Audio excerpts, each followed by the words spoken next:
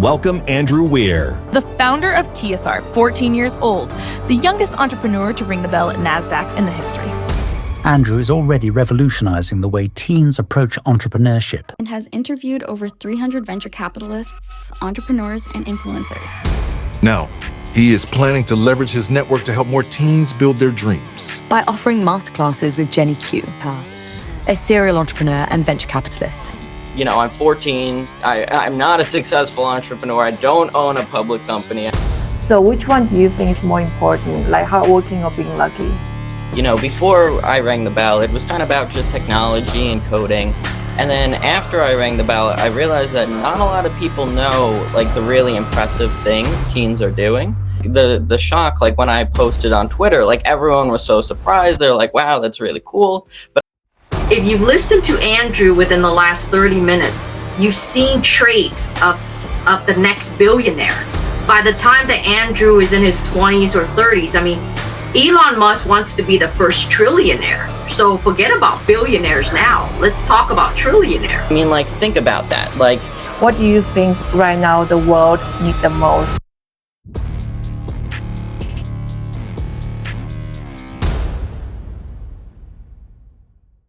Welcome to episode 4 of Web3 Unfiltered on $1 Million Playbook Show. Today, I'm really excited to host Andrew with Jenny together because Andrew is definitely a very special person, I would say, and it's truly an honor to introduce him. But I think Andrew, you should give us a little bit of like a understanding who are you, and then how old are you as well, most importantly, and give us a long answer as well.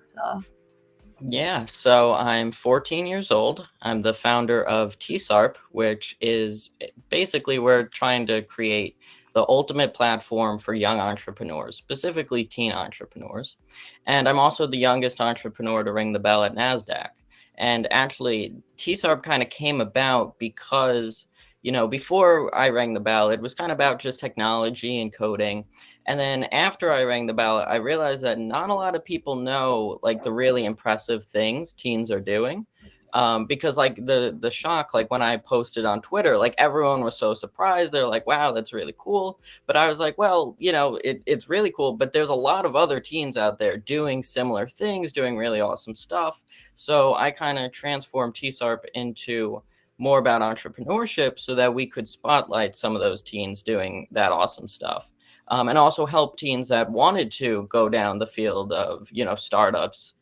So that's kind of what we do. We spotlight the awesome teens, and then we also help teens start their companies and start down that journey. And define teens for me, like between what kind of age? Well, it's really like 13 to 19, but we have young people in there even younger than the teen range. Like there's, I think we have two 11-year-olds in our Discord. And then we go a little outside, you know, the teen range, especially like if you're in like the TSARP community at 19 and then you turn 20 and so on, like, you know, you could stay in and kind of like guide the younger people. So, you know, it's not really a hard cutoff. Definitely younger people are welcome, younger than 13. But we try to limit it to really like 19 or younger. And how's the application process work? If today I'm like, let's say I'm 11 years old, I really want to join a network. How does it work?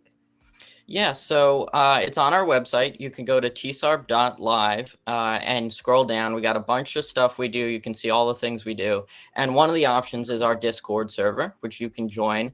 And we kind of, once you join the server, that's where we kind of filter it out, right? So we ask for an introduction so that we can verify, you know, you say your age, you know, what you've done, what, you know, if you're just starting out, you know, kind of what are you working on? What do you want to do? And then we kind of filter it that way. So you can join the server, and then after you post that introduction and we say, all right, everything looks good, that's when you really, that's when you get access to all the other stuff like communicating with the members. And among all the teens, like why Andrew as a founder of this company? Why?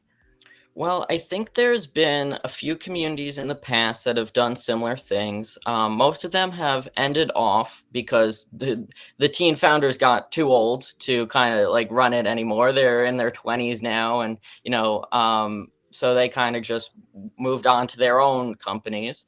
And I think there's a few partners at TSARP we work with nowadays. I'm technically the co-founder of another group called Teen Act 2 for Teen Accelerationism, which is a pretty cool group too. So there's been a few in the past and a few others now. But mainly I started TSARP when I didn't know about those groups. And I think a lot of the things is some of those groups are really niche. Like TeenAC, I know, is kind of more in the teen AI space, teens interested in AI. Some of the groups in the past were kind of just like all young people, not specifically teens. And they were kind of like, whatever you want to do. So, we've kind of switched it up a little bit, really focused on entrepreneurship, and opened it up to just specifically teens or younger, no one older. And like, why you, and also like the experience you have with entrepreneurship, was like some downers and then you encounter some obstacles and then you feel like absolutely I need to find a solution for younger generation. Yeah. So I think definitely, I mean, the reason why I started TSARP is kind of what I mentioned earlier is like, when I rang the bell, obviously it brings a lot of publicity in from different TV networks and, online news. And, the thing I got a lot was like, wow, you're so young doing all this awesome stuff. And my initial thought was like, yeah, like I'm doing this stuff, but I know all my friends are into entrepreneurship too. They're doing really cool things, but they're not getting the publicity for it. They're not getting the news. And it's kind of like, I was thinking, well, it shouldn't just be on me, the spotlight. Like, I think there's a huge community of teens kind of scattered throughout the internet, whether on Twitter, whether on Discord, wherever. So my idea was we really should create a central hub for teens interested in entrepreneurship. So that's why I started TSARP, and that's where the initial idea came from. And I think it's definitely, I mean, we're growing. We're finding more and more teens to join the community every day. I think that's really the difficult thing, because what I was saying is like, it's really scattered, and especially when you're young, not all young people are on Twitter. Twitter doesn't have the biggest young community. You'll really find that on other platforms, but it's just kind of hard to figure out, where our target audience is. But I think we're definitely growing. And the reason I say that too is like what I was saying, I didn't know about any other groups when I was just starting out. Like there were a few, but I didn't know about them. So I think that's really the difficult thing is like finding the target audience, because I think they don't know that we're out there and other groups are out there. So right now what we're working on is to bridge that gap. And like, since you are the youngest one who ever ran the NASDAQ closing bell, and how did you get into it? Why is not like other people but you? So I mean that's it's a long story of how I got to ring the bell. I know, we have a bunch of time in this podcast, but I won't tell the whole story because it does get a little long. But basically it really started because I had got into investing a lot last year. And I was just kind of like, index funds, some individual stocks, watching CNBC, opening bell, closing bell. And I had kind of watched CNBC in the past, not really knew what they were saying, just kind of had an interest in like, wow, this is cool, and seeing the prices go up and down. But that was like when I was like really young, like 8. And then I took like a break, like it interested me for probably like a week. And then I moved on to other things. But last year was really when I got into it. I figured out that there's tools out there that allow kids to invest. So I downloaded, it was an app, I downloaded it, got signed up. My parents had to put their info in, and I just started buying stocks. And I don't know if I told this part of the story before, but it's kind of funny. The Barbie movie was coming out right after I had started investing. And my genius thought was, hey, if the Barbie movie's coming out, Obviously, the owner of, the whole Barbie series and intellectual property, Mattel, their stock must go up when the movie comes out. I mean, this was just my initial thinking. I didn't know that it was probably priced in, that, what if the movie isn't a big hit? It was, but the problem that turned out is that it was already priced in. And I had bought, kind of like at the peak of Mattel stock at that time, thinking when the movie finally comes out, it will skyrocket. Well, it didn't. And I think I put in like $60. It went down a little bit, but I was still like, okay. So then that's when I learned about like the S&P 500. I put some money in there, and that's really how I had started investing. And then after that, just watching the bells, one day lying in bed, I was like, hey, why don't I ring the closing bell? I mean, this was just these are the thoughts that come into my head. Why don't I, And I mean, there's a lot of reasons. I'm 14. I'm not a successful entrepreneur. I don't own a public company, whatever. None of that came to mind. So I looked up online, like, how do I do it? How does someone ring the bell at the stock exchanges? I was thinking New York Stock Exchange, NASDAQ, I don't care, just one of them. And I was looking it up, and, it's private companies. They said you got to own a private company, or if there's a cancellation last minute, they'll call on private companies or nonprofits. Well, I don't really think they do the private company thing anymore. Like, they had it on there, but they don't say that anymore. They really just say nonprofits. But I was like, okay. So it was like a contact us form. I think I got on like ChatGPT and was probably like, how do I write a good email? And I was really like trying to figure it out. And, I kind of just sent off this really, looking back, really horrible, cold email, and was like, we'll see what happens. Well, somehow the next day I got a response from a real human being, not like an automated response. And just from there, they kind of like, gave like, the I guess the boilerplate, like, these are the requirements. And I was like, okay, yeah, I guess we barely meet them. They said private company. We weren't really incorporated then. We still are now. But I was like, they might not go checking up on that. So over the next like 3 months, like I kind of was back and forth with them, explaining what TSARP did, and, seeing if there was an opening. And they kept saying, maybe later this week, we might have a cancellation, maybe later this week. But it never came to be. Every time it got filled by someone else, or the person didn't cancel, every time. So then it was probably like 3 months later. And finally, I got another one of those emails saying, oh, there might be a cancellation later this week. But I was like, I've gone these like 3 times already. I don't know if it's going to work out. And then, sure enough, the day before we were supposed to do it, canceled again. So, and throughout this time, I had been emailing different people at NASDAQ, trying to figure out different ways I could pitch ourselves to make us, the most, I guess, really show how we were a great option. And none of it was really working too well until I realized that, they really said nonprofit. And I was thinking, well, would it be better for a private company to ring the bell, or a nonprofit for publicity purposes? Like, who would they favor? And obviously, it's the nonprofit. So luckily at that time, we had a partnership with the nonprofit. So I kind of like tried to bring them into it, say, okay, what if it's TSARP and that nonprofit? They like that idea a little better. And, even though there was a cancellation the next day, but it had already been filled, I was still trying to pitch us a little bit. Next day comes, I look online to see who they picked, and no one's there still. And I'm like, that's weird. They have someone for the opening bell, but no one for the closing bell. So I checked my email, and sure enough, I got an email from them saying it became available again. Would you be ready, if we called on you? So at this point, I was in school. I had, my parents were at work. I live like 2 hours from New York City, where NASDAQ is. But I said, yeah, sure, I'll be available if you call, not knowing how I'm going to get there, how I'm going to get out of school, all this. But long story short, they called on us. I had to like run to one of my teachers to see if I could get and see if the nonprofit could go there to make it to NASDAQ. Then I had to call my parents, see if they could come down and get me out of school.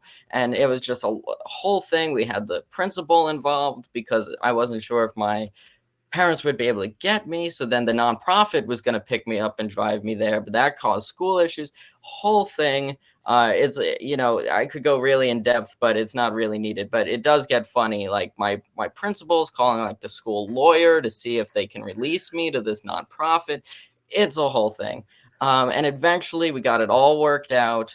My dad was able to come sign me out. The nonprofit did drive me, but my dad signed me out. We got to the city on time. We're all there. I called up like half my family to see if they wanted to come, anyone who was around. So if you look at the photo all the way on the right, it's my grandparents. I got my sister there. Everyone's there.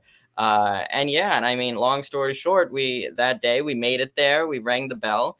And over those 3 months, I mean, your original question was kind of like, why can't anyone do this? Why did I get to do it?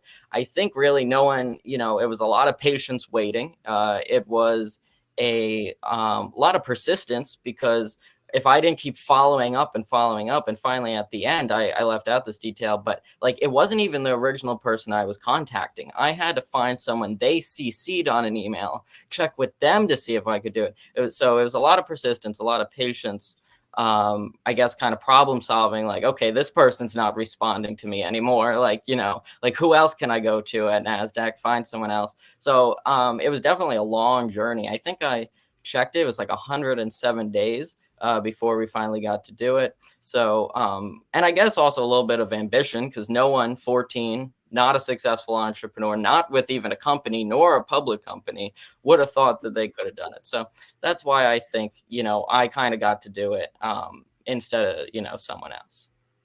It's like, I have a question prepared. It seems like a perfect timing to ask you. So which one do you think is more important, like hardworking or being lucky? Well, definitely. And I think this is a common answer. But I think it's a lot of, I mean, obviously it takes a lot of hard work for things. I'm very early in my entrepreneurship journey, but definitely then it was hard work over those 3 months to stay, upbeat and keep responding. But obviously it was a little bit of luck. I checked my email at the perfect time, because I left this out too to shorten the story. But when I finally saw the email and I responded back to them, they're like, it had already been in my inbox for like an hour. They were on a time crunch because it was later that day. And they told me like, you kind of got to get the nonprofit to confirm they'll be there in the next 5 minutes. And I'm not even exaggerating. They told me 5 minutes. So that's why I went running to my teacher, because he knew someone at the nonprofit. And that's where the story gets crazy. So it was a little bit of luck. I saw the email right at that time. It was a little bit of luck the nonprofit could drive me, because my dad doesn't drive in the city and my mom was like upstate. So that was luck. And so it took a lot of hard work. But if it wasn't for a few bits of luck within there, and it was like the fastest time I've ever made it, being driven into the city, from Long Island where I live into the city, it's a long drive. And it was like an hour and a half, maybe an hour. And I don't think I've ever made it that quick. So yeah, there's a lot of luck in there. But I think it's probably, I wouldn't say 50-50, because that's a lot of luck. But I would definitely say like at least like 20% is luck. But also a good quote that I wouldn't say this is a quote, but a good lesson that in one of the books I've been reading recently, I think it was by Guy Kawasaki, who actually came on TSARP, the TSARP podcast. But he said, luck is like, you waiting at a bus stop, the buses that come by and arrive at the stop is the luck, and if you miss the first bus of luck, another one will be by soon and hopefully you can catch that one.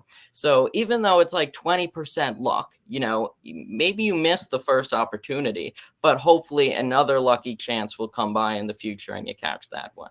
So, I kind of butchered up that quote or that lesson there, but that's the idea, even if you don't get lucky the first time, hopefully more luck comes your way in the future, and it makes up for it. So, so I would definitely say like 20% luck, 80% hard work.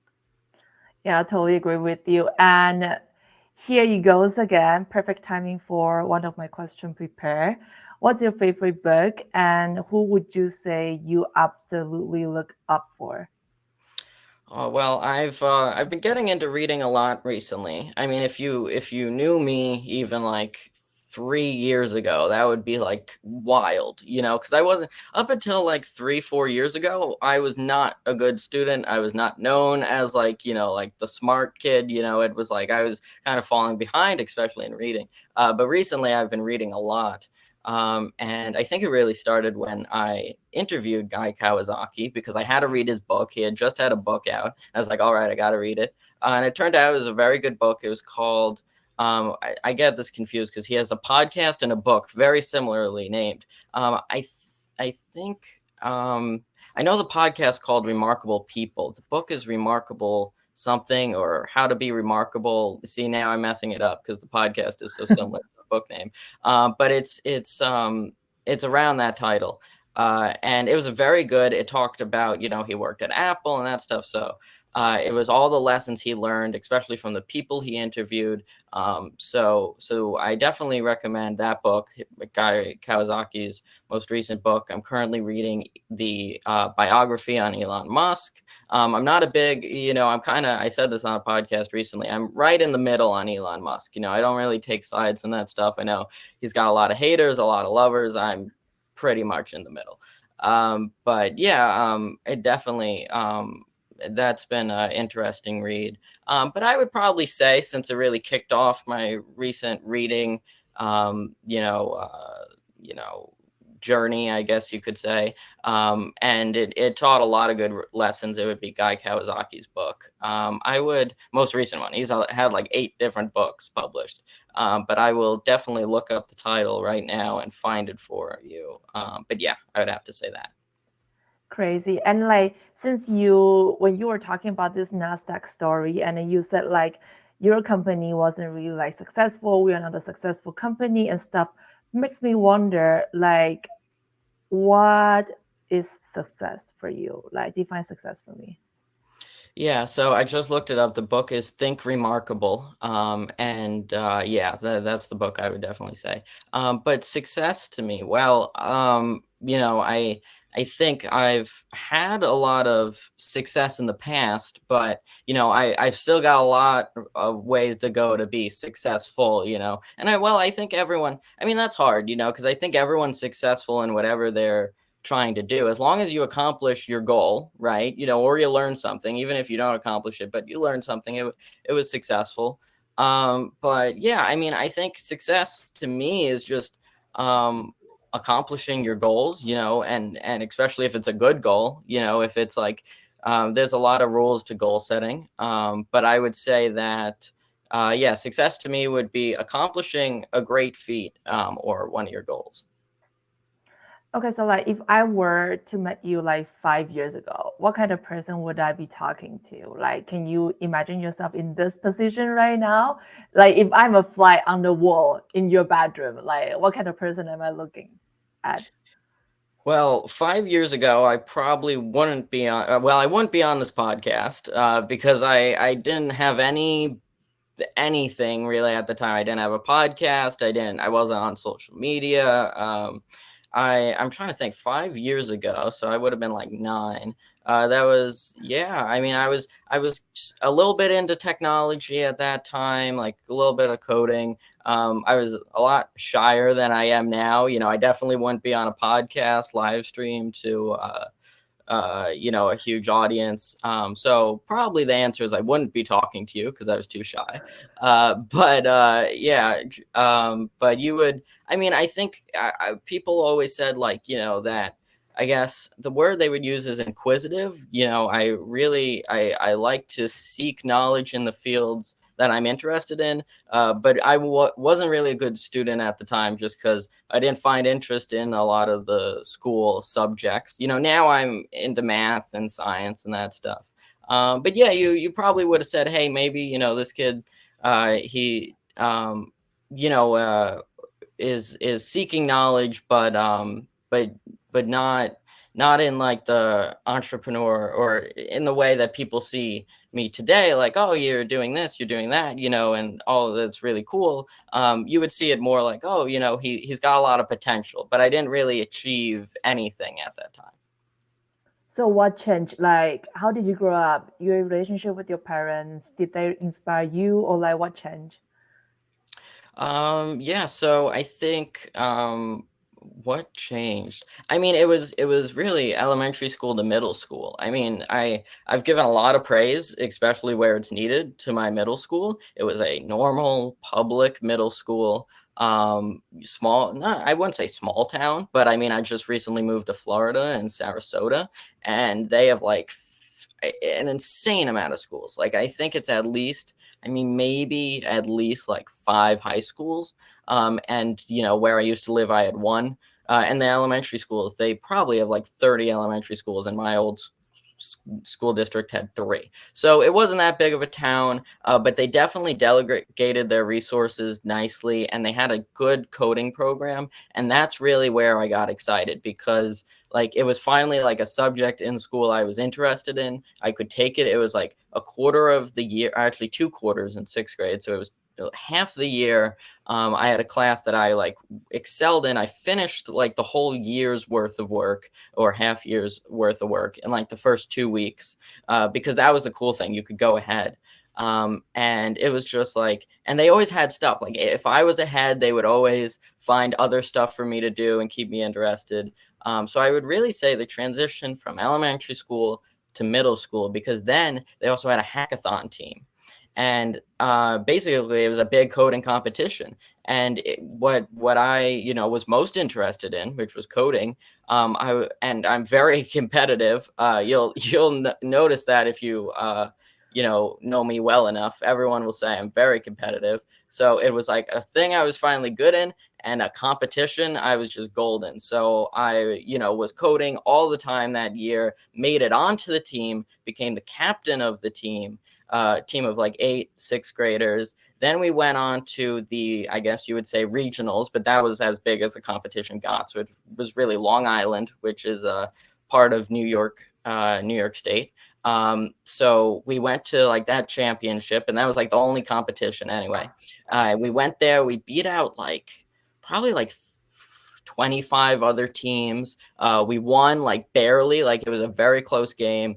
And then like the superintendent came down, superintendent of schools, I met him. The next year we won again, and that's when I had started the podcast. I'd gotten close to the company, which turned out to be the nonprofit we rang the bell with, that ran those competitions. So they got close with me. Now I'm actually a mentor for them.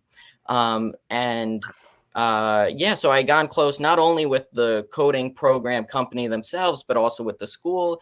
8th grade, we won again. I had some of the teachers and the administrators from my school on TSARP. I was doing work for the nonprofit. 8th grade was the year I rang the bell. So it just snowballed, from like just like finally like finding a subject I liked, finding out there was a whole competition for it, winning for my school, like in the regional competition. And then just from there I just got closer with the people at the top of the school and the top of the organization, and it just kind of grew from there. So they were really like a launch point for me, or launch pad, for helping me achieve not only like ringing the bell at NASDAQ, but what TSARP's been able to do today from their support. And we wouldn't have rang the bell if I was at any other school, because no other school would. Like I walked into the principal's office and she's like, "This is fantastic. Like this is so cool. Like we're going to get this done. We're going to make sure you do it." Any other school would have been like, "Go back to class. Like you got things to learn," But this was just like a school that really knew how to help their students excel. So they were really supportive in that way. So you said, when did that change? It would have to be from going from elementary school in the same district to the middle school, because it was a totally different environment, and it really just allowed TSARP to just sprout. It's so funny. Like, I don't know if you reminds me a lot, Bill Gates. Do you know the story of Bill Gates? Yeah, a little bit. Yeah, like long story short, because I think back then when he was in high school, like the school, which is in Lakeside or somewhere, and then it happens to be one of the really few school get the computer, the first computer. And then Bill Gates and his co-founder happened to be really interested in the technology and stuff, right? So then Microsoft was born. And then back then, I think there are like 300 million students around the world, but only 300 of students in Bill Gates' school back then. And then Bill Gates and the co-founder, I forgot what's his name, like Kent, right? Kent. So they both happen to be the founder of Microsoft. So I do see a little bit of Bill Gates in you. So super, super excited. And since you are getting into trading now, I think right now the stage and the spotlight will shift to like you and Jenny a little bit more. So how did you guys meet, by the way? Like how did Andrew discover Jenny? Yeah, I think I had just reached out to Jenny in a cold DM and said, just invited her on TSARP. You know, I had seen what she, seen her on Twitter and what you guys were doing at Tetherball, and I'm trying to think. I guess that was that might have been before you guys had listed. I'm not sure, but it was right around when you guys listed. And created the Tetherball token. And I just had Jenny on, and she shared her story for like an hour of like a really, really cool story of how she got started. Because she knew, I was young. I had rang the bell at NASDAQ. So she kind of told the story of like when she was young and when she was first getting, into the whole Wall Street world. And that was really fascinating to me. And I think a lot of the other teen entrepreneurs thought the same. I got a lot of great feedback on that episode. So yeah, I think that's how we met. And how did you feel like after talking to Jenny, and also Jenny, these questions to you, how did you feel like after the first time you talked to Andrew? Like how did that go? Like how does it feel? Yeah, I mean, I'll start and then Jenny can go.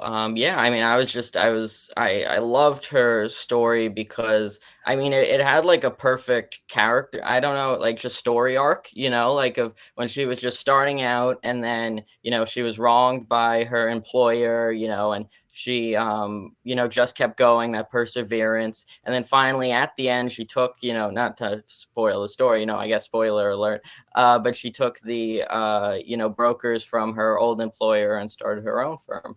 So it was just a really inspiring story. And after that, I think I left it, like, wow, that was incredible. And then I think maybe a week later or something, I had invited her to write her story on our newsletter that we had just started up. That was going to be our first release. So yeah, I was just left like wowed by her story and was like, this is really cool. And it's also a really cool story because that's when she was young. So it was great to feature on the podcast. Jenny, how about you? Like that's Andrew's feeling. How about your feeling? Like wow, I mean, I'm still flabbergasted, Andrew, and he knows that he and I have been talking about different. Can you hear me well, Kuan-Ning? Mm-hmm. Okay. Yeah, I can. Yeah, we've been talking about these master classes, I would say, for a couple weeks now, taking surveys, and half of the time when I'm talking to Andrew, I never, ever, ever thought that I was talking to a 14-year-old. You guys out there watching now or watching later, or, I'm going to put this on my Instagram too, because I have a following there. You see and witness Andrew today, right? I mean, sometimes it does cross my mind now that, that I'm seeing this. I'm totally convinced, not that I wasn't convinced before, but sometimes I thought, this difficult business decisions that I'm talking to this young man, is his dad around, his mom around, helping him making decisions? But we now see it that it's all him, right? Of course, there are times when we have to discuss about, open a wallet from Coinbase to help his community to utilize more cryptocurrencies. And Andrew did all that, and he was explaining to me how complicated it is. And I say I agree, but I'm still. That's why you guys been seeing that I let Kuan-Ning ask the question. I'm more of a listener because I'm still learning about Andrew literally every single day. I do have a quick question for you, Andrew. I think this is okay. Do you know your zodiac sign? I think actually I looked it up recently because was watching a podcast with you, and you were talking about it with someone. And I can't remember. Yeah, I can't remember. I had looked it up though. What's your birthday? Like, when is your birthday? Can you share your birthday? We know what year you were born, obviously. Yeah, But can you share your birthday? yeah. It's April 21st. Shit, is that an Aries? Hold on. I gotta check. But let me see. April 21st, zodiac sign. As Taurus. Okay, so he's a Taurus. So he's a fixed sign. He's a fixed fire sign. So Right. I know a Taurus, super smart. Okay, I know a Taurus, super smart. And you fit a Taurus. And, fixed sign, Kuan-Ning is actually a fixed sign. Okay, now that's into another thing. We don't want to waste our time on here, but I just had to ask that question. But I wanted to say this, and I'll give it back to Kuan-Ning because obviously Kuan-Ning is the host. I'm just here like being the cheerleader and learning from Andrew, okay? But what I wanted to share with the audience out there is that if you have kids, okay, train them, teach them young. And even if you do, your kids got to have an independent mindset like Andrew. So if you've listened to Andrew within the last 30 minutes, you've seen traits of the next billionaire. By the time that Andrew is in his 20s or 30s, I mean, Elon Musk wants to be the first trillionaire. So forget about billionaires now. Let's talk about trillionaire, right? So here are what I've caught from Andrew within the last 30 minutes. He's very competitive, which is like me. I'm very competitive. That's a sign of success. The second thing I caught, he does not give up. The story that he was talking about when he was in New York, he got to get there 5 minutes, asked his dad couldn't drive. Nothing to Andrew, if you listen to that story, is a no to him. Every no to him, he finds a way to turn that no to a yes. Okay. That's a trait of a very successful person. And I don't give a hoot what anybody says. Okay. So he's starting young. He's learning. Other traits would be he's reading books. He's reading books that a 30-year-old probably wouldn't want to read. Okay. So, I mean, fascinating. I mean, Kuan-Ning was asking how he met me. I think that I'm grateful that the Lord up there, I believe in faith, somehow poke Andrew to reach out to me, right? And ever since that he did, I'm actually thankful because, I love being around, age is not, it doesn't matter with age, okay? But I love being around driven people like Andrew or even Kuan-Ning or anybody especially who are around me. And if they're not driven, it bores the heck out of me because I'm so driven. So I would leave it at that. Kuan-Ning, I'll give the mic back to you, but fascinating interview today. That's for sure. I'm just here being the cheerleader, but I mean, like asking question is one thing, right? Answering the question is another level. So I really like impressed as well because, okay, just for the people like a little bit over 200 people are watching this live right now. And I just want to shout out that Andrew and us, we didn't, prepare the questions and stuff. Everything just come freestyle as this podcast should be. And let's come back to the topic. So Andrew, like, I think you told me like at the age of 8, right? You got into trading. And then how's your current relationship with trading and investment right now? Yeah, so what I said is when I was 8, that was like I turned on the TV. I think it was my grandpa. Oh He yeah. used to watch CNBC. And I just sat there and I watched it go by. I watched the tickers, go by the bottom, seeing what was up, what was down. Again, I don't know I don't know what was happening, but I found it interesting. And my grandpa would say to my dad, oh, the Dow was up today, and I was like, oh, okay, and I just kind of like went with it, and I was just watching, and I guess you could say learning, but I don't know how much of it I retained. But yeah, that was like when I was like 8.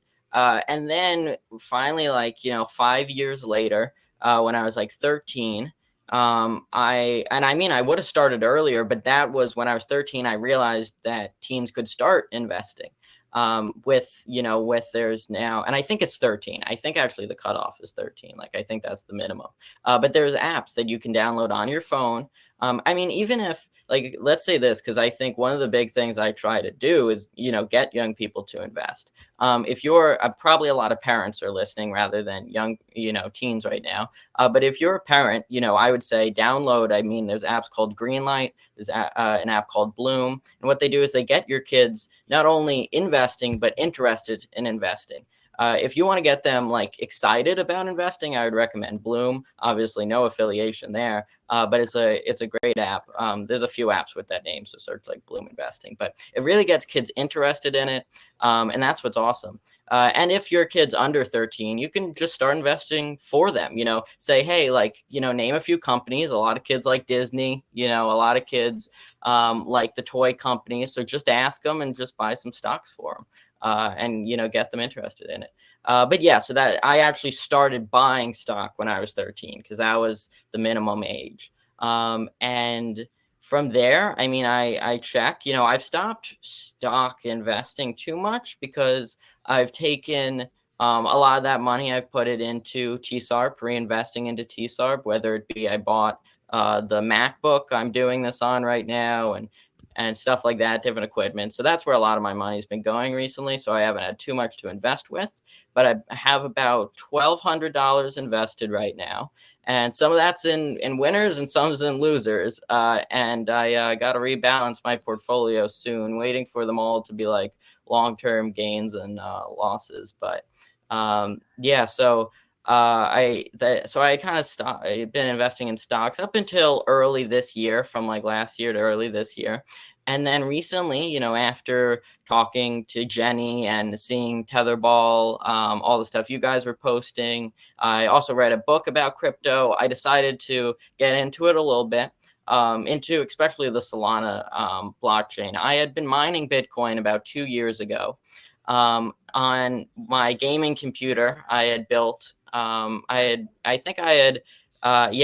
built it like probably COVID. Yeah, probably right after COVID, like 2021. And then 2022, I started to mine Bitcoin on it.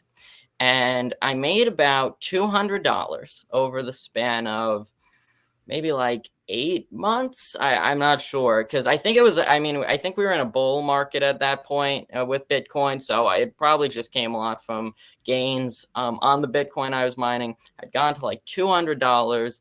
I had, I said, okay, I'm going to get out because the market had started to go down at that point. And it was also, it puts a lot of wear and tear on your computer. It's very intense to mine Bitcoin on the computer. And I had noticed it was like slowing down and stuff. So I had decided to stop. Stop mining like every night. It was like running 24/7. So I just stopped mining. I got my Coinbase account set up with my dad. That's what made it easy to buy Tetherball, because I already had that account set up. But I set it up with my dad. I transferred over the Bitcoin and I was out. But what I didn't realize is right the same month I had started Bitcoin mining was the same month we got solar panels on our house. And, solar panels are supposed to bring down your energy costs because, you're not using the grid's energy, you're using your own energy. And my dad, for like the 8 months I was mining, I'm not sure, was like, that's so weird because our energy bill hasn't really come down. And when we're half of, I don't know how much, but say like half of our energy was now supposed to be being generated by these solar panels. Why is our bill not going down? And I don't know, I guess he just didn't think too much of it. It was a little down, whatever. Then the month after I stopped Bitcoin mining, when he got the bill, and it was like through the floor, and now it was like, 80% cheaper or whatever, than it used to be. He's like, wow, what did we do? What happened that caused our bill to go down so much? He couldn't figure it out. Next month, same thing, low bill. So he's like, that's so weird. Like, I wonder what happened. Why is our bill now suddenly lower? We've had these panels for like 8 months. He finally put 2 and 2 together. When I started mining was the same time we got the panels. And when I stopped mining, the energy bill dropped. So really what happened is, from all the Bitcoin mining 24/7, running my computer with this intense process of mining the Bitcoin, it just was taking so much energy that it equaled out with the solar panels. So really, even though I made $200 from mining the Bitcoin, my parents probably lost in energy bills like more than that. But it was definitely a learning experience, and I got to learn about crypto then, and that's when I first got into it. But then recently, after all this stuff on Twitter, talking to Jenny and reading books about crypto, I got back into it. And I bought, I think, first about $50 of Tetherball. And then I was just watching YouTube videos. I learned a little bit about like DeFi and liquidity pools. And I was like, okay, so I think I sold maybe like $20 of T-ball, tried to play around with that. And I was just doing a lot of stuff. And then I was learning about other meme coins. And over time, I think I don't know if it was, I was transferring in and out of different stuff so fast. The network fees I probably racked up were crazy, because I was like, oh, this new thing, put some Solana in there, and that, and buy that. And also because I was buying a lot of losers, whether like if it was in the meme coin market, not Tetherball. I think actually I had checked. I'm like, at one point on Deck Screener, you can see like the top traders on a meme coin. I was like number 2 on Tetherball at one point on like top traders, but I don't know why. Now I'm like number 8. I forget, but I had dropped down. But so Tetherball is one of my winners. But other than that, the other meme coins I were putting into were not doing well. So now all my Bitcoin, all my Solana has been swapped to Tetherball, and I'm holding like $50 worth right now. But yeah, so I just find this stuff interesting. I love to hear about like how crypto technology works, and like the benefits and all of that. So and the decentralization and what people are doing and how they're revolutionizing things with it, like and especially what T-ball is doing. So yeah, I probably I would, if I were to go back and start again, I would say to myself, hey, maybe I should slow down a little bit, because definitely I was going at like 1,000,000 miles per hour trying different things. I don't know. I think I put in $100 after that. That kind of went down. So yeah, I'm definitely not the best trader on earth when it comes to crypto. I'm very bad at the trading on crypto. My stock portfolio is up, but so has the S&P 500. So that's not the wildest thing ever. I'm not making more than the S&P 500. So I'm just really an investor in stocks, and on crypto, I'm just really enthusiast, and that's all I would call myself. I'm by no means a good trader, and definitely, if you find my wallet address, don't copy trade it, because your money will most likely go down. So that's really just trading for me. Now most of my money's in Tetherball. Jenny, I know you have a question, but I need to ask him this before you ask him anything. So like, what's the most recent kind of like interesting question you have in terms of trading you want to ask? And then Jenny's right now here, and then she will give you like 5 to 10 minutes, and then you can ask one question. What would you ask? And then you got everything figured out. Yeah, one question. I gotta think about that. Do you want me to ask it now? Because I think I got one, but Yeah, do it. Just go ahead.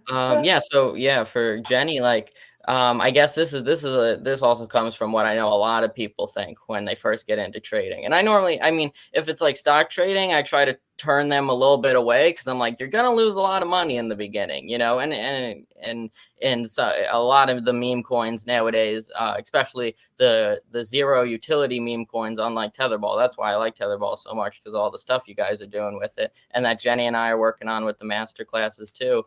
Yeah, so I normally turn people away from it, teens in the beginning, but my question would be, what do you, Jenny, like go off of more, the technicals or the fundamentals? All right. I do have a question, but while I'm answering this question, I want Andrew to think about my question so that when I'm done, you can answer my question. And that question is, given that you started out as a coder, I mean, your Twitter name is actually the coding kid, right? Yeah.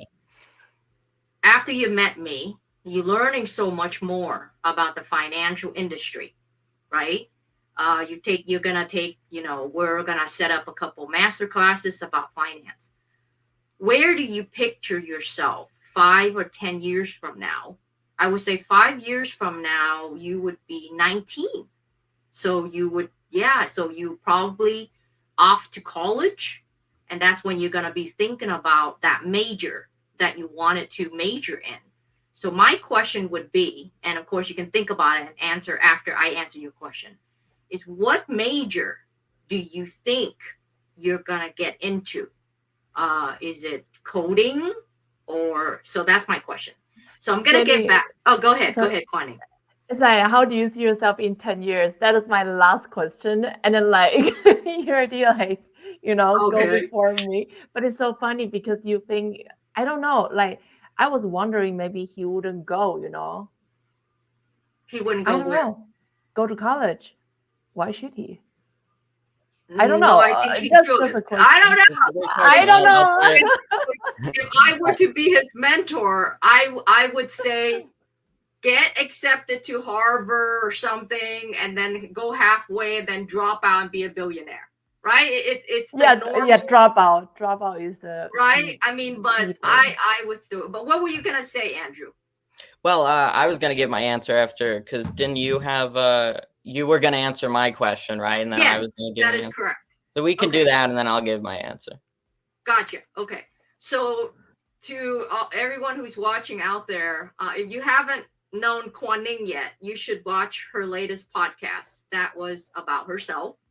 And I thought that I knew Kuan-Ning, but I've learned a lot too about Kuan-Ning.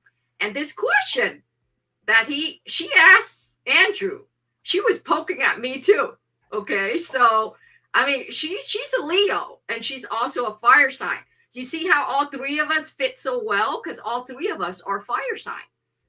Andrew is a Taurus, he's a fire sign. I'm an Aries, I'm a fire sign. And Kuan-Ning is a Leo, and she's also a fire sign. So here's my answer for Andrew, and I believe I'm a very good trader. Okay, so how I trade for stocks and cryptos are different. This could be a masterclass in itself. Okay, so for stocks, how I choose my stock is I pick upon very few, probably the top 5. Okay, and I check the fundamentals of those companies. Like one of the stocks that I love right now is NVIDIA, right? Which I'm currently going short. Okay, and I'll share the technical in a second. So when you look at a company, you have to check the fundamentals, the management, the earnings, the PE ratio, if it's comparable to other stock companies within that same sector. So when I grade, like when I do research, when I analyze, because I run a fund, you know that, right? So I have to even be more cautious on the fund. So when I look at a stock, I do my analysis, I would grade them A, B, C, D. I do not invest in companies that I grade like even a B, only A. So NVIDIA is one of them. So when I put it in a pile that these are A stocks that fundamentally, to me, they're A, then I check upon the technical. That's where trading comes in.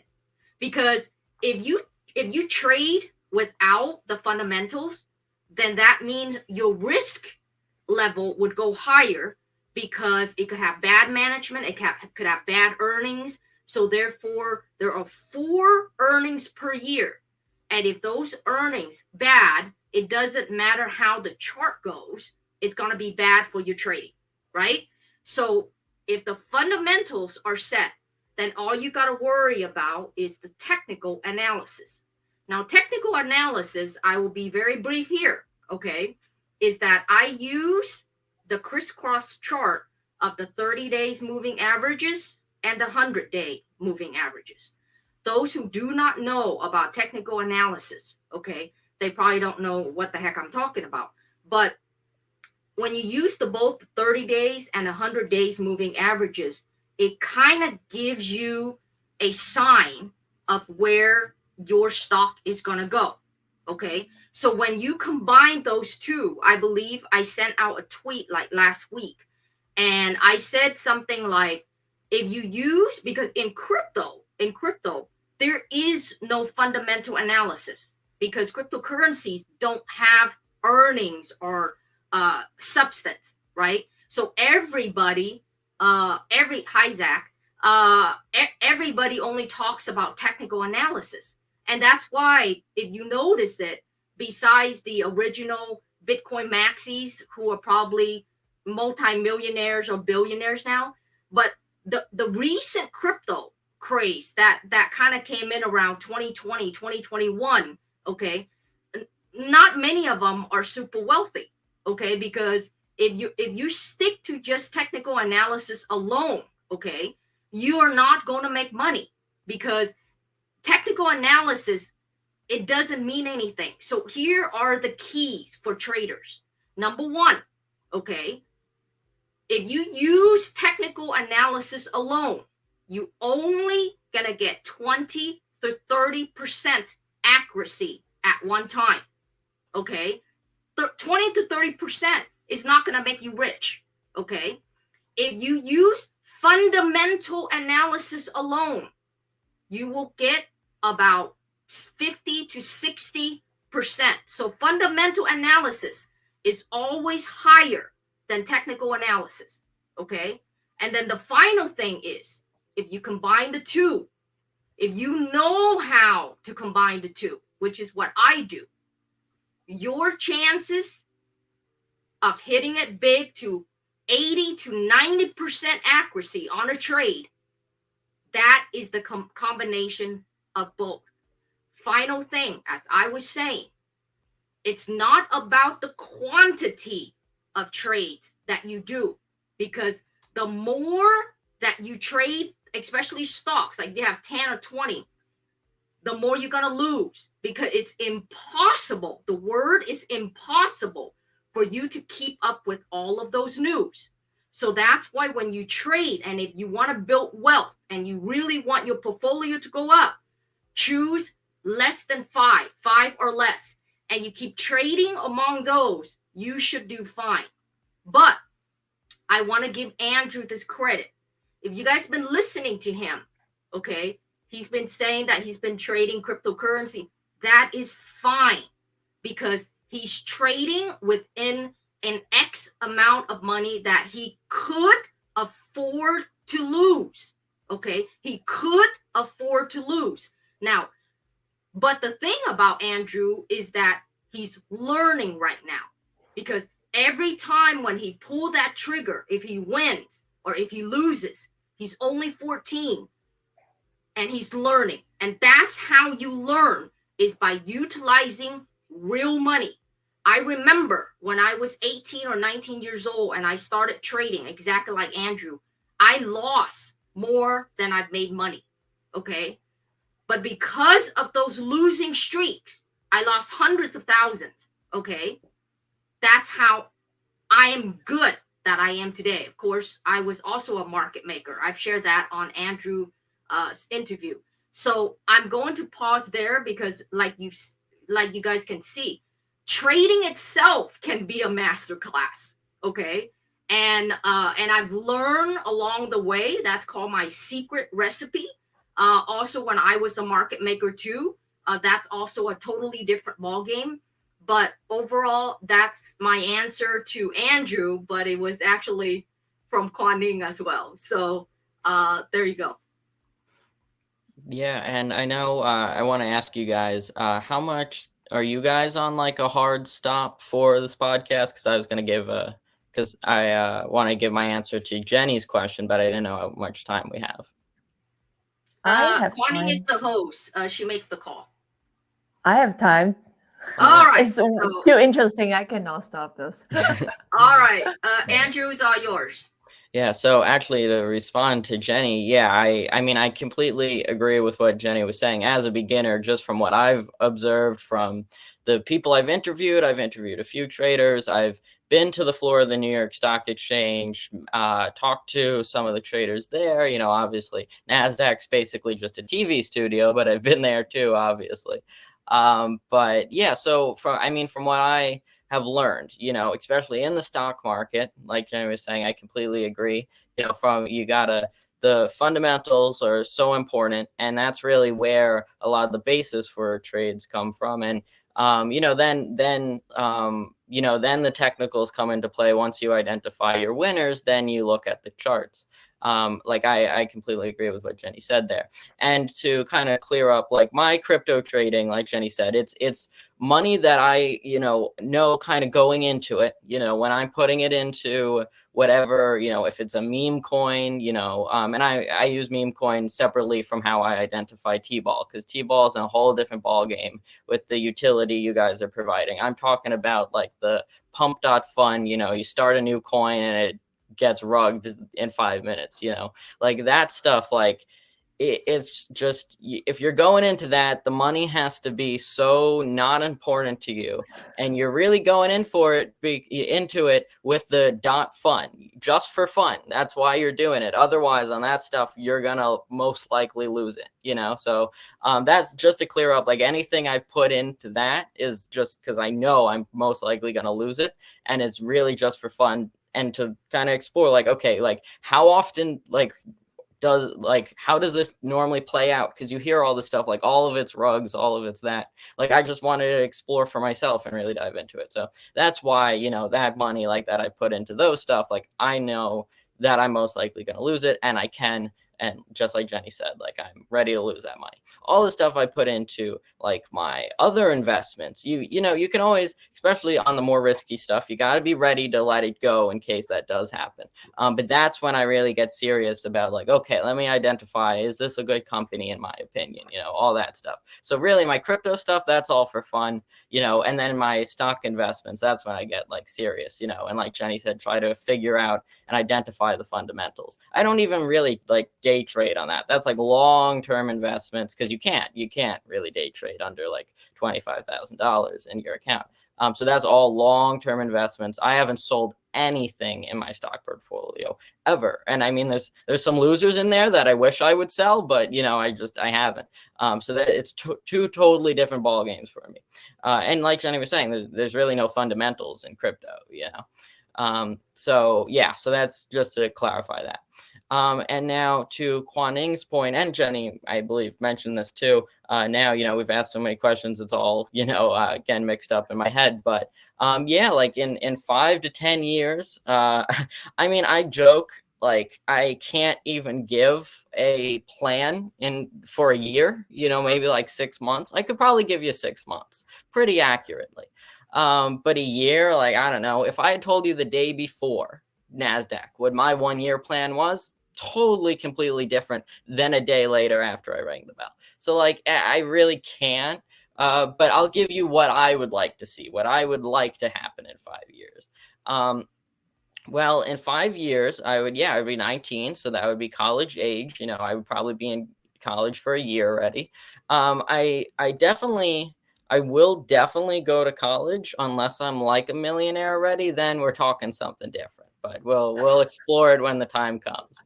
Like I think college is definitely in my plan. And I've been thinking about, like, because my sister just went off to college, so I've kind of been thinking about it too, even though it's like 4 years away. Always good to have a plan. So yeah, I've been thinking, like, I love New York City. Obviously great things for me have happened there. So I'm definitely thinking about a New York City college, or a college near or in Silicon Valley. But I don't think too much of it, again, because it's like 4 years away. But especially once you enter high school, it's got to be in your mind, because SATs, all that stuff comes up before you know it. So definitely thinking about it. Definitely, my plan is to go to college, and in one of those two places. I'm pretty set on that, New York City or Silicon Valley. But yeah, and then other stuff, just my general 5-year plan. I mean, like, I hope we can.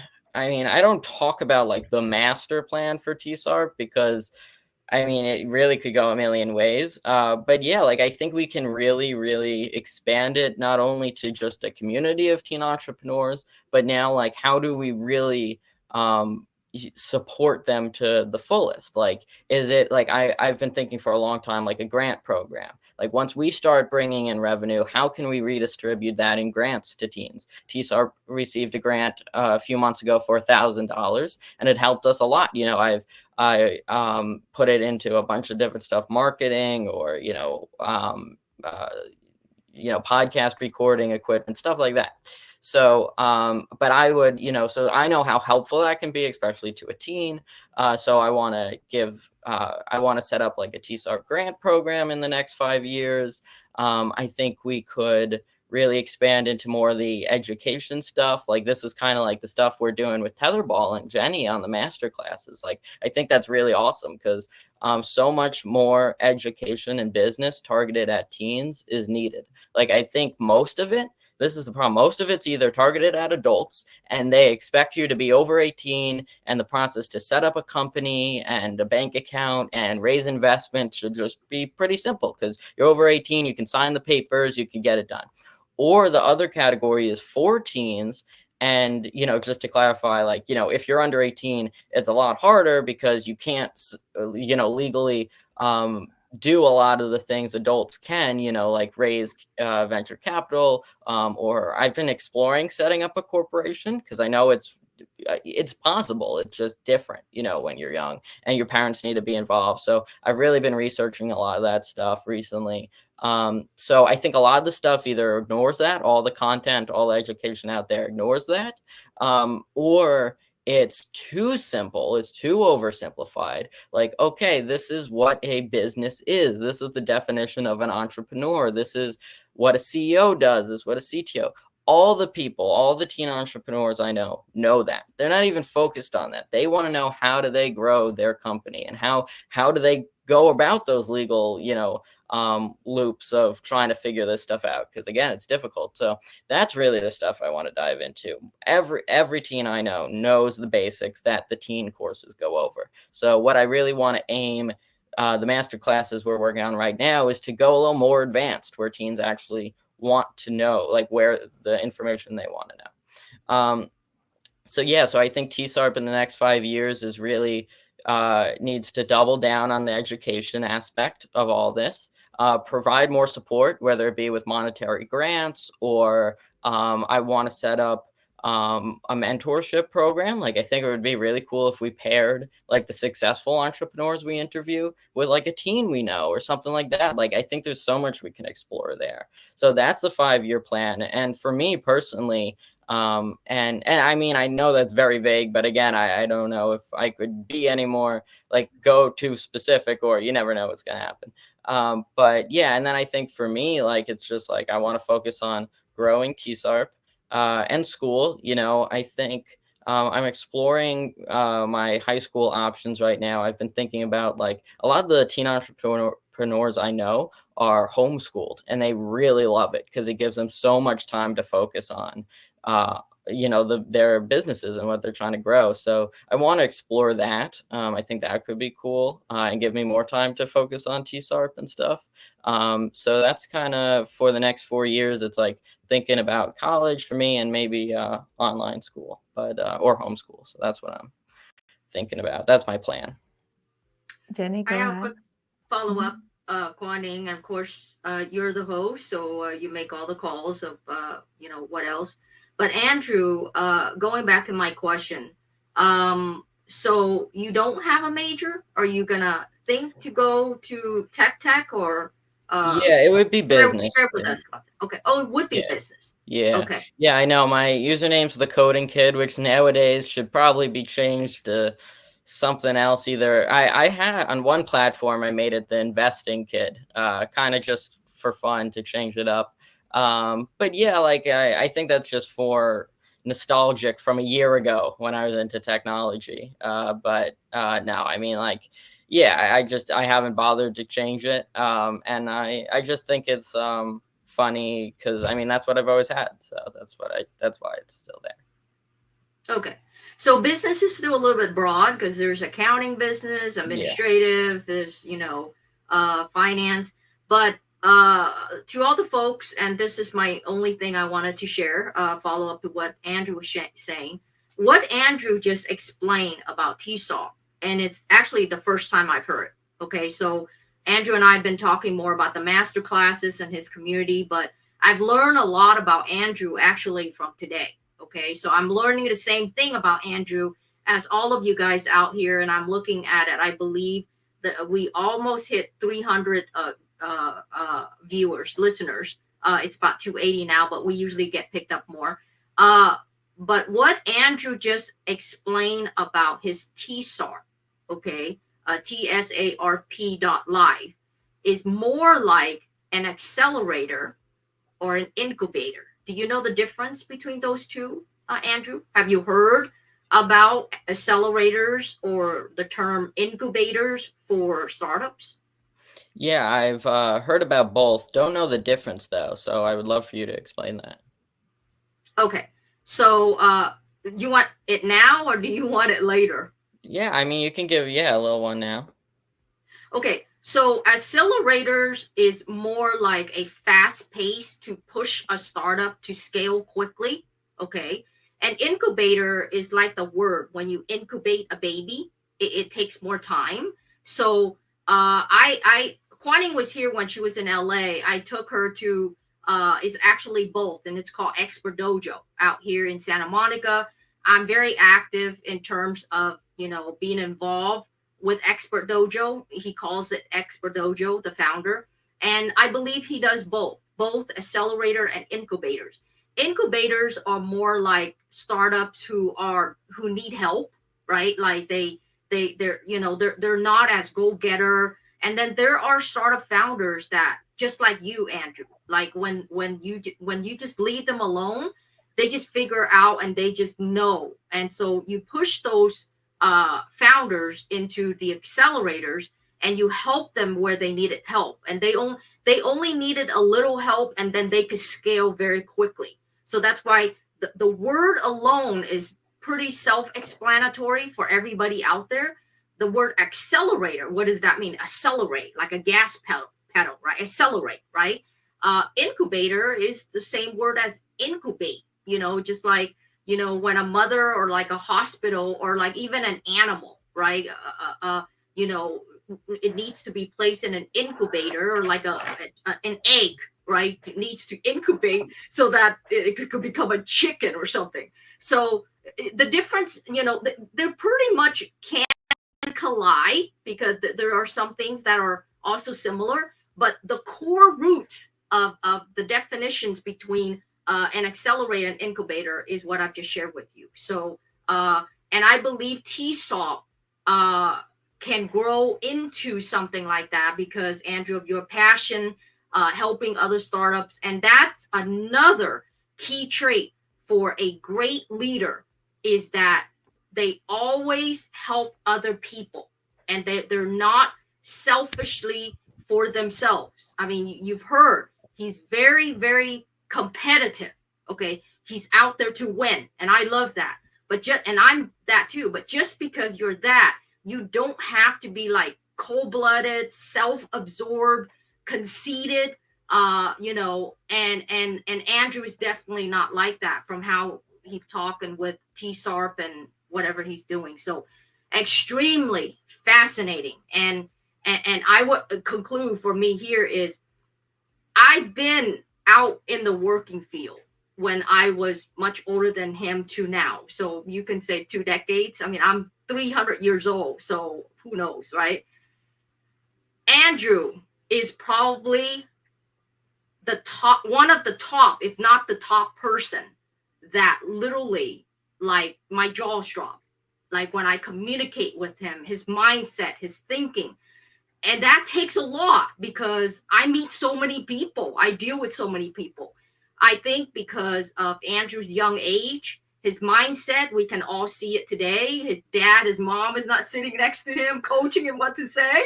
You know, that is just like fascinating to me. You know, I don't even know where I was when I was 14, right? So, but anyway, I will end there. But Kuan-Ning, it's all yours. Thank you so much. Yeah, like the next question would be like the T-ball and TSARP, right? Recently, I think there's a news about this master class, and also you both were talking about quite a lot in this podcast as well. So, like, would you like to give us a little bit scoop about what is like this master class about, and then like what can people expect, and then how the process will look like? Andrew, probably you want to go first, and then I think Jenny, that is what Jenny will say. Andrew, you go first, and I will support you. Exactly. Well, it makes sense because this is an Andrew. This is an Andrew. What do I call it? Interview. Yeah. Not only interview, but the master classes. Andrew knows he can come to me, and this is how I do it. Okay. When Andrew comes to me, I could give him all the answers, and then, but when he works with me, he knows I will give him different options. And at the end of the day, I would always ended up saying, Andrew, you're the boss. You're the man, a young man. So you choose what is right for you. And that's how a mentor is supposed to be. I grew up, I have a lot of mentors. There's a lot of bad mentors that they keep forcing you to do what they do. That's not mentoring. You need to let the person that you mentor grow into who they are by guiding them the options. Like, for example, I don't want to say what it is, but Andrew did come to me with one idea. And because of my knowledge on both the legal side, which I'm not an attorney, and he knows that, okay, you know, and especially on the financial side, I told him, don't do that because it might touch with the SEC, right? So for something like that, he immediately knows, right? But other questions that he has when I work with him, when he works with me, of course, you know, he has a lot of questions, and I always give him options. Like, if you do this, it'll be that. If you do that, it'll be this. But at the end of the day, yes, this is the interview of Andrew, but this question about the master classes, it would also revert back to him because it's his initiative, it's his community. And so therefore, I'm only the cool instructor. That's it, you know. But other than that, everything else is Andrew. But go ahead, Andrew. Yeah, so I think actually to touch on what Jenny said earlier is, yeah, like I kind of think of TSARP as the platform, the community, the company to help accelerate teen businesses and startups. And you could call that an accelerator, and I mean, I think it's a good name for it. But my plan is maybe one day we'll launch like a smaller actual accelerator, like you know, kind of more the traditional sense. But what I think we're really focused on now is creating all the resources as much as we can, the resources of an accelerator, and make them public, you know, so it's not like a lot of accelerators, you have to apply, you have to get accepted. And then maybe it's like 20, you know, people, 20 companies in one, you know, I never want to like exclude people, like, you know, specifically be like, oh, sorry, you didn't make it. You know, I want to create all that stuff and make it public so anyone, you know, can come about and fully leverage TSARP to their advantage, whether it be the interviews and advice we get from the people we interview, maybe one day the grants we provide, or the community we have. As long as you're a teen entrepreneur, you're getting into our community. It's really, we label it as invite only, because it's not like, you can't just be like, you can't be a bot, a robot, or you can't be, just some random person. As long as you're a teen entrepreneur, you have an invite. And that's really what we mean by invite only. So sometimes it's a little confusing. Maybe we can relabel that, but that's really it. It's like open to all teen entrepreneurs. So I think sometimes the word accelerator is a little closed, but to us, we could be an accelerator, but we're trying to make it as open as possible to anyone who needs that acceleration, that help. But yeah, so I think with the master classes, what happens a lot of the time is, there's a lot of master classes out there on business, but not a lot for teens specifically. But there are courses out there, targeted at younger people who want to get rich early, or obviously the scammy get rich quick is obviously out there, where we want to make the opposite of all of that. And also like the opposite of a lot of what is out there is people that, kind of, they either make money, a little bit of money, and then all they do, maybe they don't even make money. Maybe they just pretend like they did something, or maybe they started like a SMMA, which, if you don't know, is like a social media marketing agency. There's people that will start these businesses, say, I made $50,000 a month for years, and now I'm going to teach you how to do it. We want to be the opposite of those, because a lot of the time, those are just, I call them fake guru courses, because they're by fake gurus who pretend like they know how anyone who takes a course can make a $50,000 a month business like that. So what we want to do at TSARP is, and also, and the reason I brought that up is because like a lot of these people are like, I'm young, I'm successful, that means I can teach you.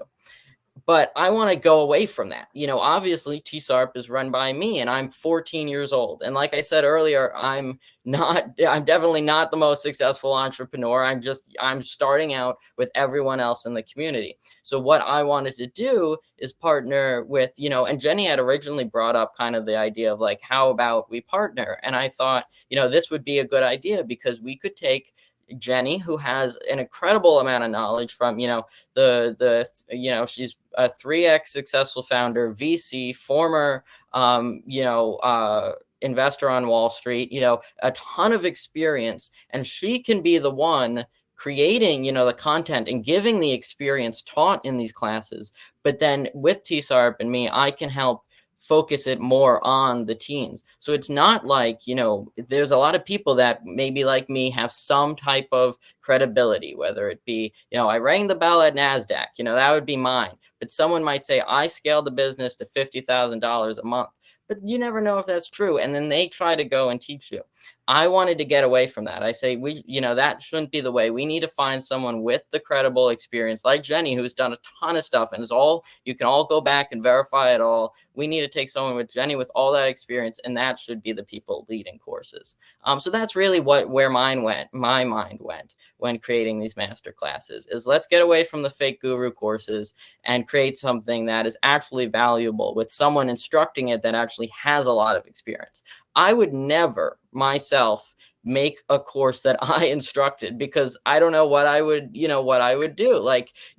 I'm 14. I've had a little bit of business experience, but by no means should I teach a course on the podcast. We give great advice on the podcast, but it's not me giving the advice. It's the people I interview, it's the people with experience that I interview. So I would never teach a course on, on how to make a successful business, or I would never do a podcast myself on, on great business advice. I only do, a podcast about business because I get to interview the people that can give that advice. And we're only doing this course because I get to have Jenny be the instructor who actually does have that experience.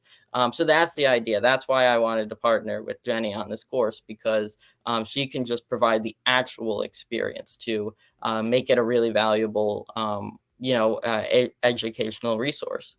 So that's why I wanted to do it. And what we're going to do is we came up with a bunch of topics.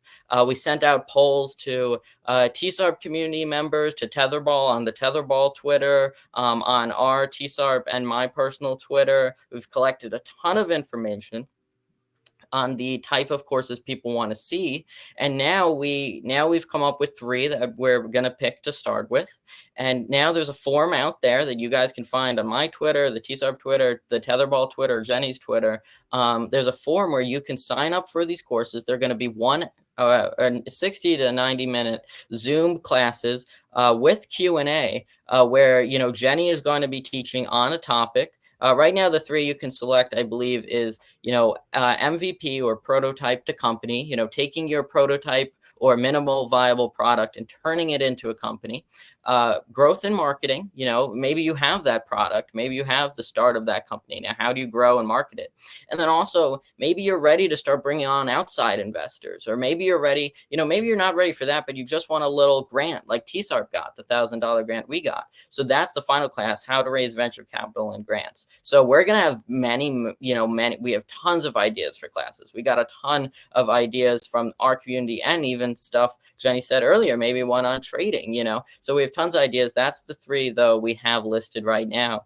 And and Jenny is going to really lead this class, teaching for 60 to 90 minutes with a Q&A. So you can ask as many questions, hopefully, as you need to clear it up in the class. And she's just going to instruct using her experience, her knowledge from all the companies she's led, and we're going to make sure it's, that balance between, not being too simple, like the very basic stuff that I get frustrated at, and I know other teens do, that we already know this. What's the next part?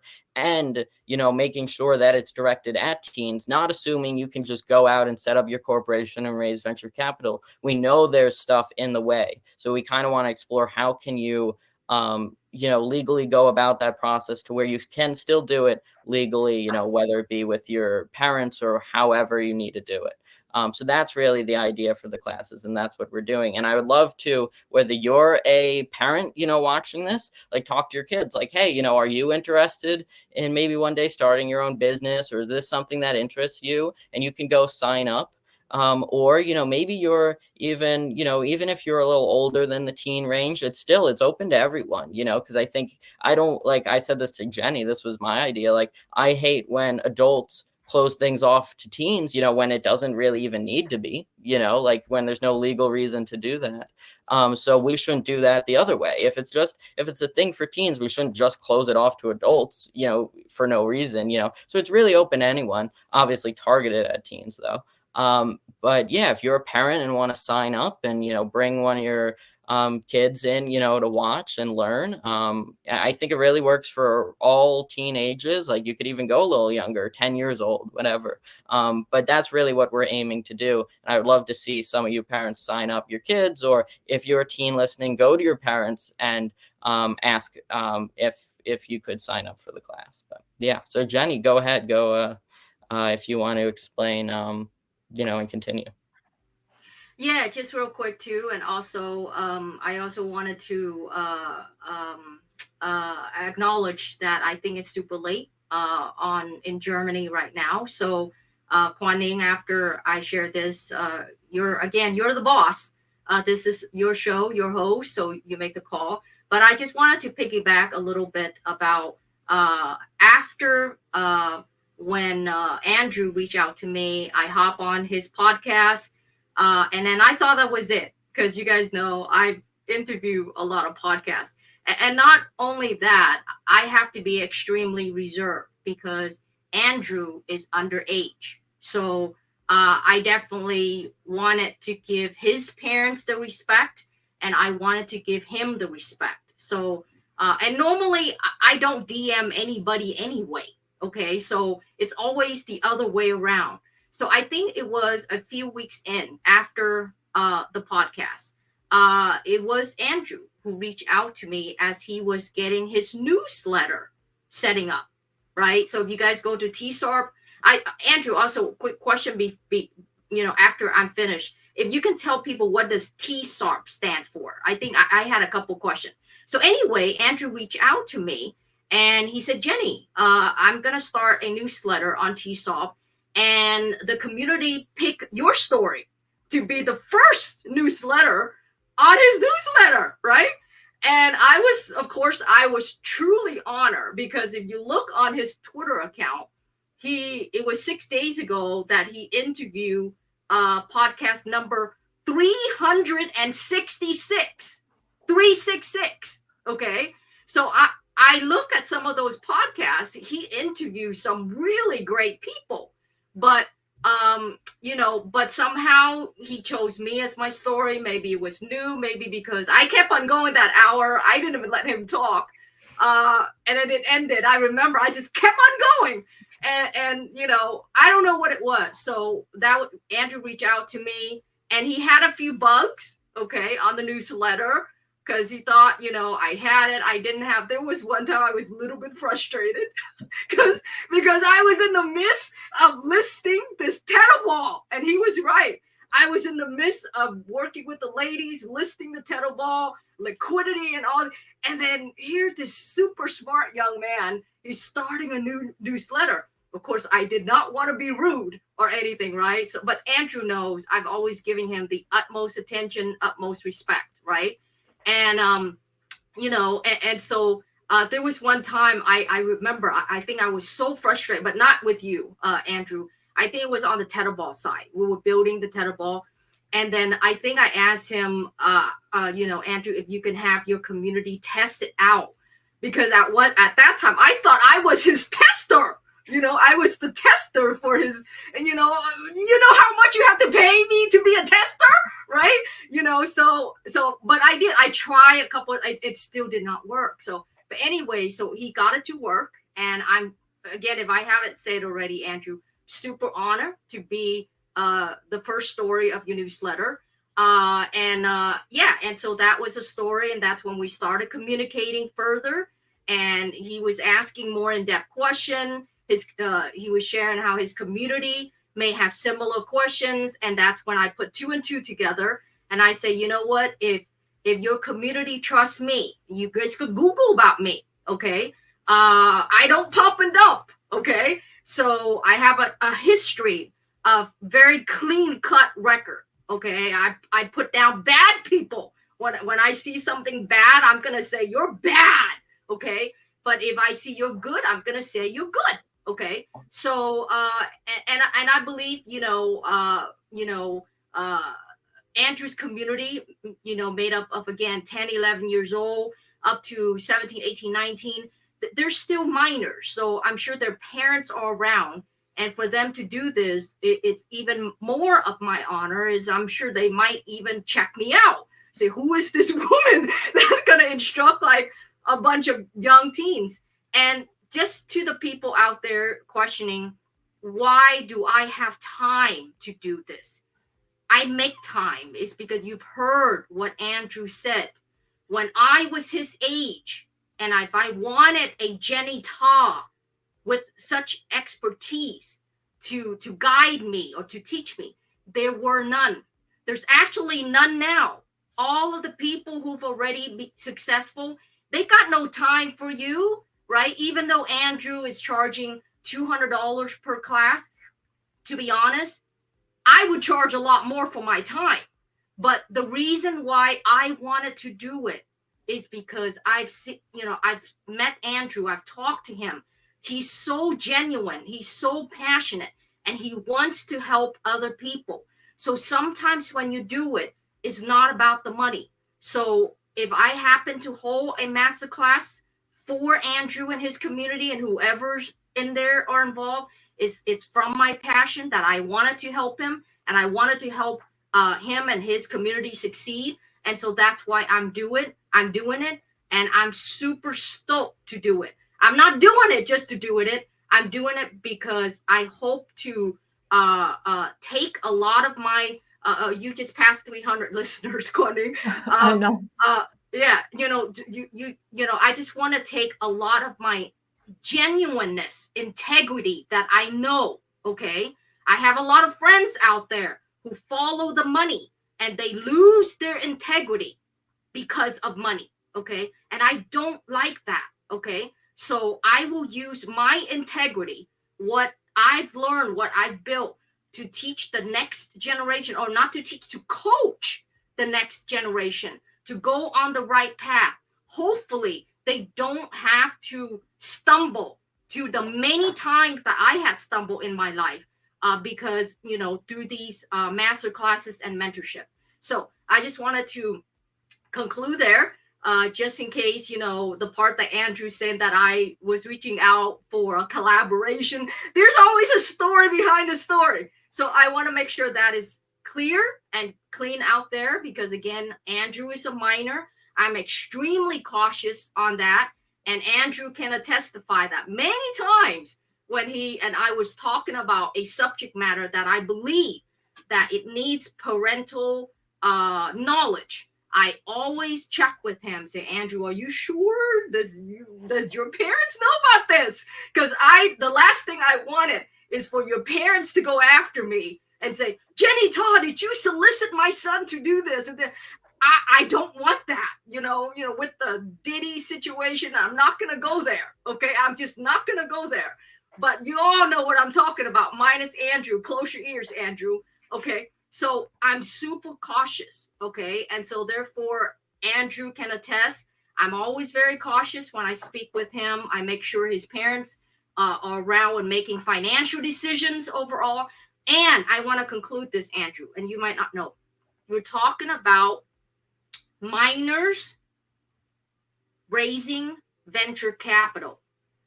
There is a method for that, and we will keep that to our master classes. So, but I did share with Andrew that he will get pro bono mentorship from me anytime, because he's leading a community of like a lot of people, you know, but for the community of him, you know, we're going to guide everything through the master classes. So Kuan-Ning, thank you for those few minutes. I just want to clear that. Of course, that's super insightful. Like, Andrew, so do you want to tell us why TSARP? Yeah. So the naming, I guess the acronym behind TSARP and why it's named that. So yeah, I mean, I get that question a lot, obviously, with the name like TSARP, you know, that first people ask, how do you even pronounce it? And then, you know, what does it stand for? And then it's like, okay. And it's, I think, I mean, it really started with, I'll give you the honest answer, because I could come up with, oh, it doesn't really mean anything and whatever. And I mean, it really doesn't. But it started because I started this podcast all the way back in 7th grade, which is now 2 years. We're coming up on 2 years, actually. What's today's date? We're on the 8th. So on October 15th, TSARP is 2 years old. So back in 7th grade, me and my friends, you know, in our coding club, because we had a coding club at school, I decided, you know, we should make a podcast, because there's always new announcements coming out at the coding club and new people working on games, and there's always something going on. It would be cool if like we had like a show, you know, where we could interview people, what games were they making, and then post that on our Google Classroom so that everyone could watch it and see who's making the latest game in coding club or whatever. So that was the idea. That's how it started. So, you know, think about 7th graders, you know, obviously, I mean, I'm all about, you know, how teens are incredibly advanced, more than some people, you know, realize, you know, teens are advanced. But one of the things is teens can, you know, be creative and wild in ways. And my original great idea was we should make a long acronym. We should just make a really long acronym for TSARP. So TSARP did not start just 5 letters. It didn't start. It was a lot longer. And it stood for, and actually it's an acronym in an acronym, which we thought was hilarious. What if you have an acronym in an acronym? So the R, I mean, this is, 7th grade humor. Now, luckily, it's a perfectly fine name, when you break it down. Luckily, we didn't get any crazier, but the R actually stands for Republic of Elite Coders, because we're elite coders. We're great coders. So we're elite coders. So that's what the R stood for. But it's the super awesome Republic of Elite Coders podcast that happens twice a week. So that was the full thing. Then we're like, this is too long. We didn't even know how to pronounce that. When you just take the first letters and you put them all together, you can't even pronounce that. So for the first, if you go back on Spotify, you scroll all the way down. We tried. I don't know what I was saying, you know, and we're like, this is too long. So we cut it down. Then it became the Super Awesome Podcast, or the Super Awesome Rec Republic of Elite Coders podcast, TSARP. Okay, that was a lot more manageable. And, you know, we kind of stayed that way. And then as we grew and then we got into, business and stuff. Now I try to talk about it as little as possible, because if I'm in a business meeting, say I'm trying to get a grant and I tell them that it stands for the Super Awesome Republic of Elite Coders podcast, I get looked at like, okay, they're like, wow, you're so impressive. And then I tell them that and they're like, oh my goodness. But yes, that's what it stands for. It was originally a much longer, worse acronym, but we shortened it down. And so that's what TSARP stands for in all its glory. That's pretty Wow. cool. That's definitely cool. Yeah, Wow. so I mean, that's a seven- wow. yeah, 7th grade humor. I love it. Yeah. Mhm. Okay, so my last question would be, okay, one of the many reasons why I started my own podcast is because when I was younger, I find all the mainstream media putting a lot of like text on my generation, because I'm millennial, right? Back then, I don't know if you read some historical Borderline newspaper. Gen Z. Yeah, I'm borderline Gen Z. as Borderline well. Gen Z. Yeah. Just like Andrew is borderline Aries. He's I mean, the starting of a Taurus, Kuan-Ning, is actually April 20th, and he was born on April 21st. So he has some Aries blood. So Taurus alone is powerful. But Yeah. you go get it, Andrew. I'm just rooting for you so bad right now. But anyway, Kuan-Ning, go for it. Yeah, so like we are both like borderline. So Andrew, are you Gen Alpha or Gen Z? Actually, I don't know. I think depends who you ask, because I don't think anyone can agree on where the border is there. But I believe technically Gen Z, but very, very close. I think 2010 when I was born. I think if you go to 2011, I think that's Gen Alpha. So I think I'm barely Gen Z. Ah, okay. So like we both are like really borderline. So you must know what I'm talking about, right? Like mainstream media putting a lot of tax on you. And I'm kind of like just natural born rebellion, you know, so I need to have my own voice out there to kind of like speak out as well. Since you are supporting like teens, to supporting their ideas, supporting this network, what do you think right now the world need the most? And then I believe reverse learning is one of the most important things right now. A lot of like knowledge can be passed on from top to the bottom, but reverse learning, because since younger generation totally grew up in different environment, then in your opinion, what's the most needed right now?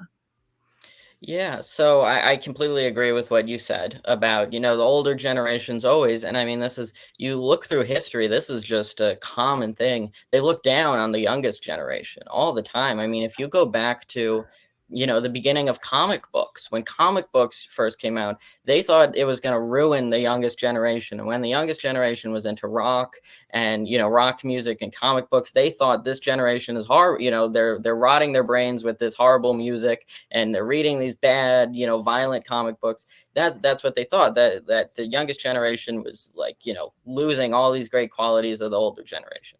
So, I mean, you still see the same thing now. It's not comic books. It's not rock music. It's really, it's social media and the effect that, it's ruining the youngest generation and they're not as, hardworking as the older ones.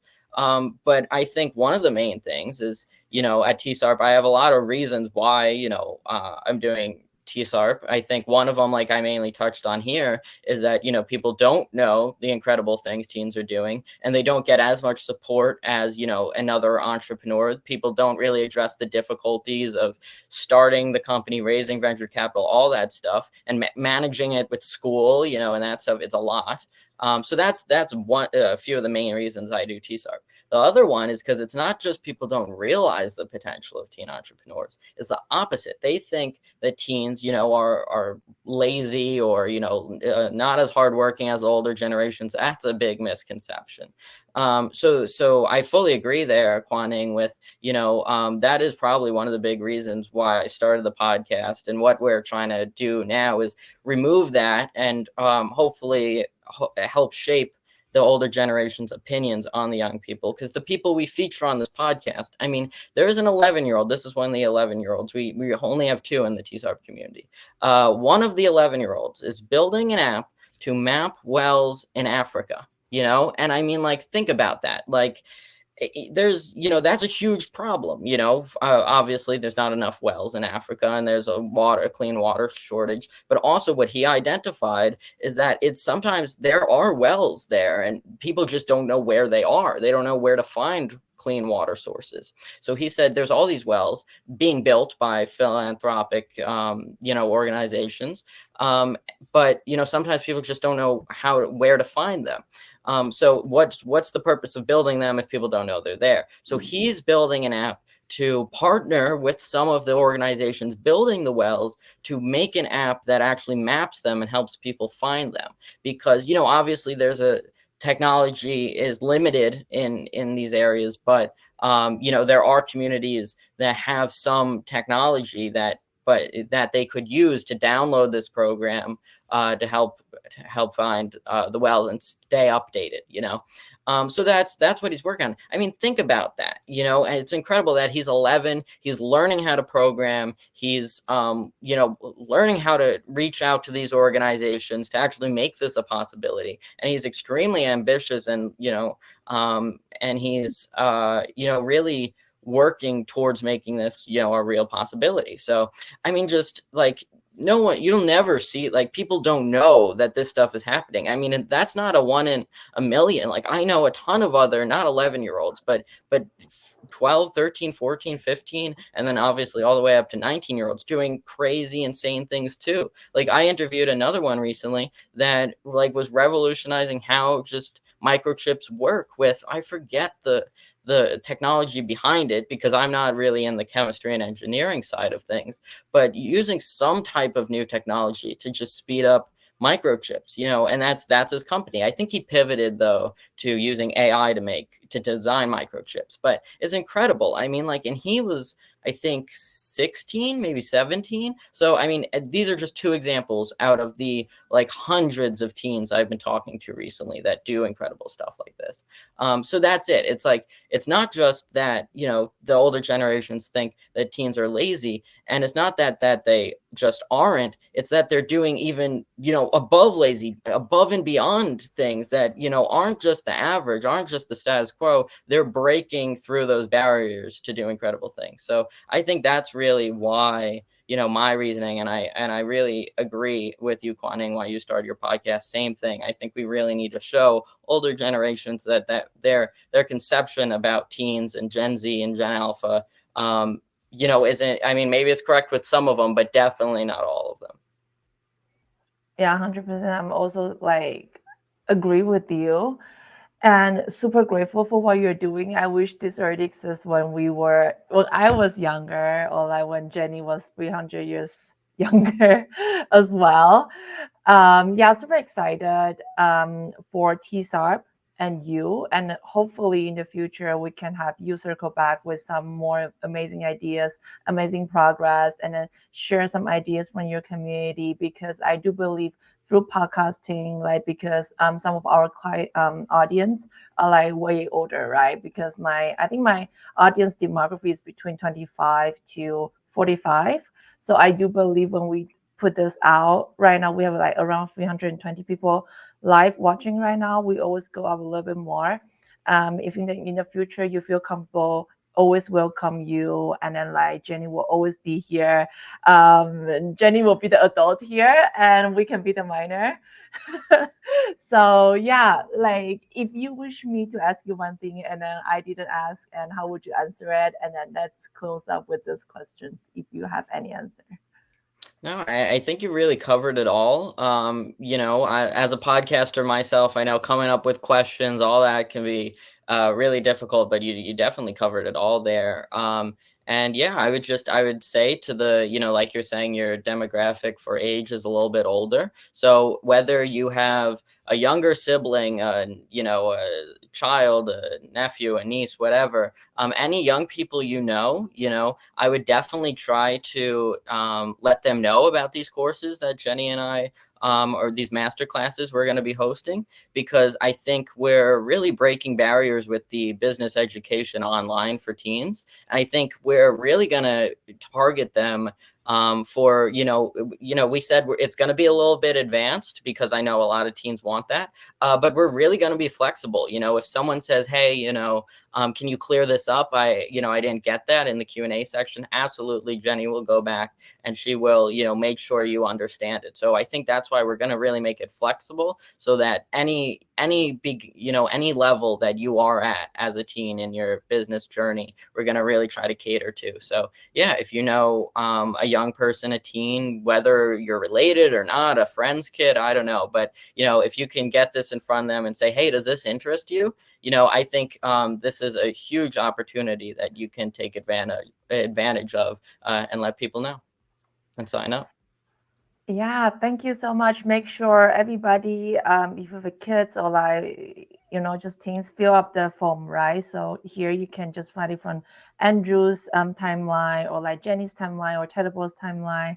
And Andrew, thank you so much for everything you are doing. And then I do believe this have a really, really great potential and have a huge impact in the future as well. And Jenny, thank you so much for coaching not just me, and also right now Andrew and so many people around the world. I know so many people are so grateful for you. So thank you both for doing amazing thing. And I think today we will just end here. And thank you so much for listening, everybody. Ciao.